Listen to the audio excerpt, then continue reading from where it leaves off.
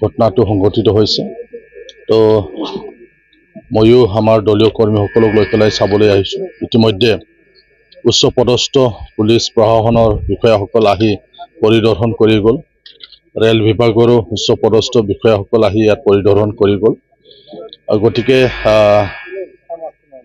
নিশ্চিতভাৱে উচিত এটা তদন্ত হ'ব আৰু এই তদন্ত হ'লে গোটেই ঘটনাবিলাক নিশ্চয় ওলাই পৰিব বুলি মই ভাবোঁ।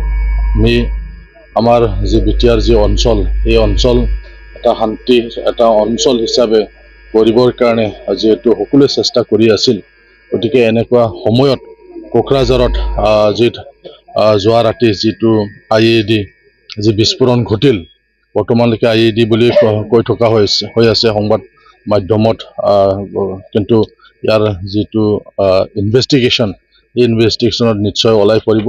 যিয়েই নকৰক, ইয়াক মই তীব্ৰ ভাষাৰে গৰিহণা দিছোঁ। আমাৰ এই শান্তি বাতাবৰণ ইয়াত আমি গঢ়ি তুলিব লাগিব। আমাৰ শান্তিৰ যি বিটিয়াৰ অঞ্চল, ইয়াত যাতে কোনো উগ্ৰপন্থী হওক বা কোনো দুষ্ট চক্ৰই হওক, আন যিয়েই নহওক, তেওঁলোকে যাতে এনেকুৱা কুটঘাতমূলক যাতে কাৰ্য সংঘটিত কৰিব নোৱাৰে, তাৰ কাৰণে আমি সকলোৱে সজাগ হ'ব লাগিব।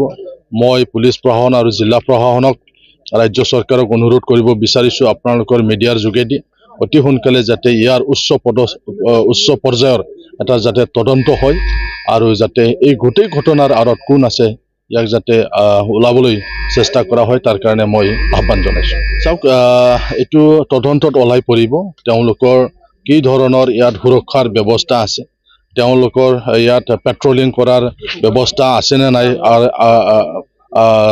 ৰেল পুলিচৰ বা আমাৰ ষ্টেট পুলিচৰ কি দায়িত্ব আছে, এই গোটেই কথাবিলাক নিশ্চয় তদন্তত ওলাই পৰিব। যেই নহওক, যাত্ৰীৰ সুৰক্ষা হ'ব লাগিব। এটা ঘটনা হৈ গ'ল, তাত যদিও কোনো মানুহৰ ক্ষয়ক্ষতি নহ'ল, তথাপিওতো যাতে পুনৰ তেনেকুৱা ঘটনা যাতে আমাৰ কোকৰাঝাৰত বুলি নহয়, কোনো এটা অঞ্চলতে যাতে তেনেকুৱা হ'ব নোৱাৰে, তাৰ কাৰণে গোটেই মই প্ৰশাসনক, ৰেল প্ৰশাসন, পুলিচ প্ৰশাসন সকলোকে আহ্বান জনাইছোঁ যাতে আজিৰ পৰা তেওঁলোকে যাতে কটকটীয়া নিৰাপত্তাৰ যিটো ব্যৱস্থা কৰিব লাগে, যাতে নিৰাপত্তাৰ কোনো ব্যৱস্থা সুৰুঙা থাকি নাযায়, তাৰ কাৰণে মই আহ্বান জনাইছোঁ।